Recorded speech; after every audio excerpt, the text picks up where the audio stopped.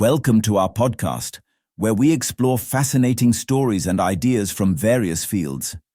In this episode, we explore ISRO plans for safer, cleaner space missions by 2030. The Indian Space Research Organization, ISRO, aims to achieve debris-free space missions by 2030. ISRO announced in late March that one of its satellite missions practically left zero debris in orbit after they lowered a spent rocket stage to burn up in Earth's atmosphere during re-entry.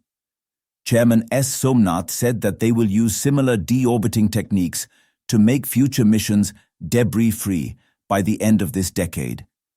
In a session hosted by the Interagency Space Debris Coordinating Committee, IADC, Somnath said, "Over the years, sufficient skill has been developed within ISRO in dealing with topics related to debris management."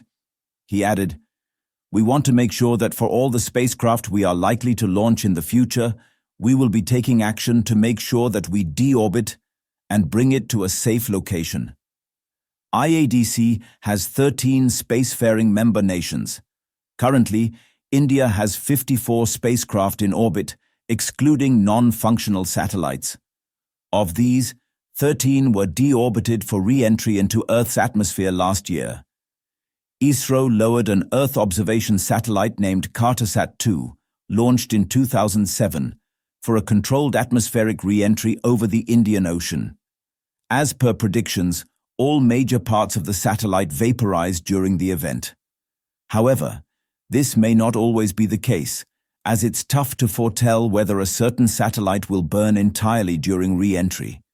Scientists are realizing that more entities endure the journey to the surface than previously thought, Space.com reported. A piece of debris from a pallet of used batteries thrown overboard from the International Space Station slammed into a home in Florida. This proved NASA's prediction wrong, that it would burn up completely in space.